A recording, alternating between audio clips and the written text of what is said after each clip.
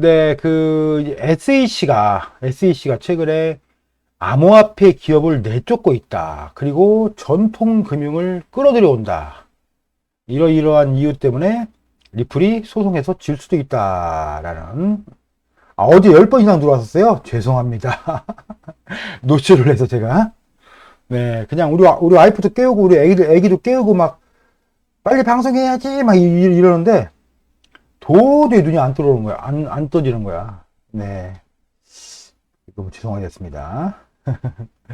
네, 그래서 어쨌든 이 SEC 이 캔슬러가 그 계속 압박을 하고 있는 이유가 결국은 이제 전통금융, 이제 금융은 아시다시피 뭐 이제 그동안 뭐 전 세계를 이끌어왔던 금융의 중심은 미국이고 뭐 그 안에도 뭐 큰 대기업들이 있잖아요.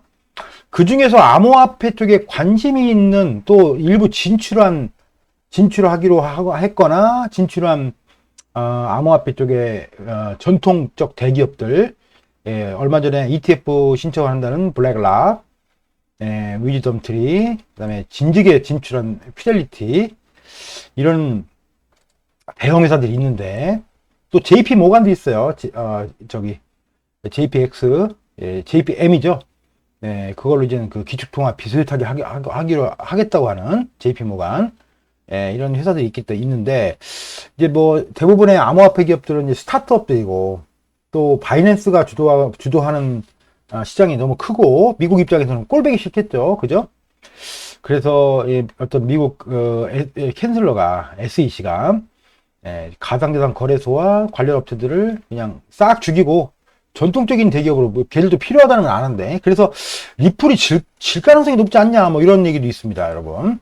왜냐하면 이제 사실은 이것도 조금은 의미가 있는 얘기예요. 정치적인 부분으로 놓고 볼 때 과연 정부와 초대형 이제 그 이른바 법의 테두리에서 벗어나 있는 초대형 그 블록체인 기업 간의 싸움인데 정부가 과연 져줄까?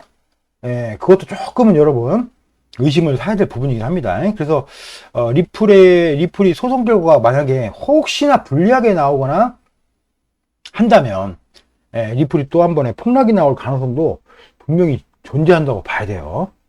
그래서 리플을 현물 뭐 일부 정도만 갖고 계시고 너무 소송 결과에 낙관하지는 말자는 게 저의 의견입니다. 낙관하지는 말자. 또 리플 쇼크가 또 한 번 와서 리플만 또 뭐 어려움을 겪을 수도 있기 때문에.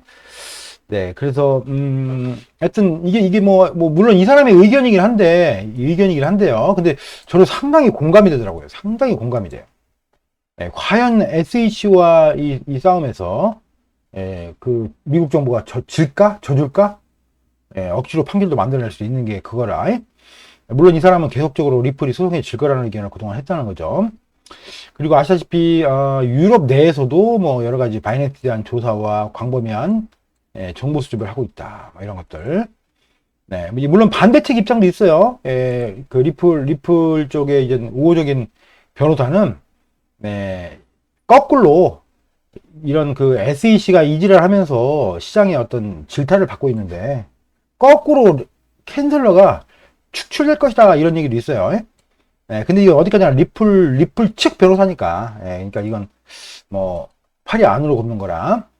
어쨌든 리플의 뭐 결국은 합의금의 문제라고 저는 생각을 해요. 합의금, 리플이 감당할 수 있는 수준의 합의금을 합의금으로 어느 정도 쇼부를 볼 거냐, 아니면 뭐 감당할 수 없는 규모의 합의금을 때려서 리플이 결국 손들게 만드냐, 이런 문제지 않나라는 의견을 들어봅니다. 뭐 얘기 나온 김에 잠깐 리플 차트 한번 잠깐 보면, 비트코인 제가 좀 이따 봐드리고, 이제 주로 원화를 보시니까, 제가 원화 차트로 잠깐 보면요.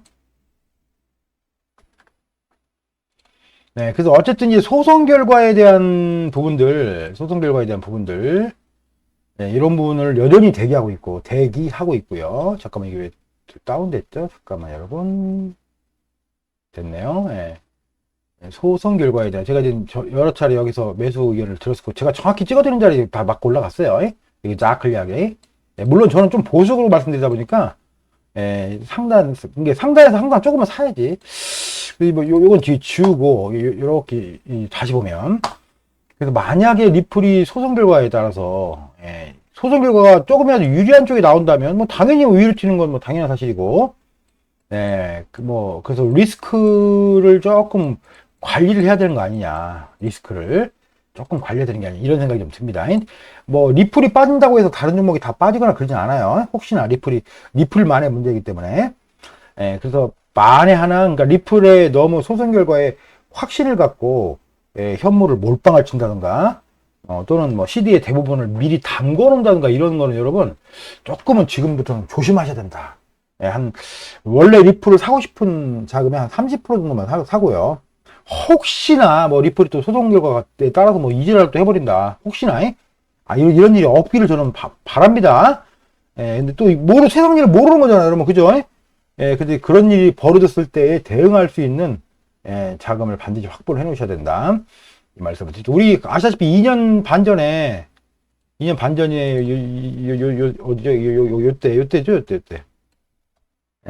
요때 쇼크를 맞을 때 저도 그때 굉장히 고생했어요.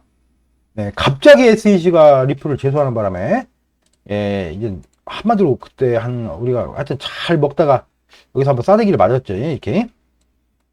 그리고 나서 결국은 이렇게 올라갔어요. 2,000원까지, 2,500원까지. 제가 2,500원 정확히 맞춰드렸고, 이제 이런 일이 벌어졌는데, 이제 혹시나 뭐 소송 결과에 따라서 이럴 가능성도 이렇게 하고 나중에 뭐 이렇게 블라블라다가 또 이렇게 갈 가능성도 있으니까, 우리 리플을 사랑하시는 여러분들, 너무 리플에 몰빵은 치지 말자. 어쨌든 소송에 대한 리스크가 있다는 점을 우리가 간과할 수가 없다. 이 부분을 한번 강조를 드리고 싶습니다. 리플 얘기.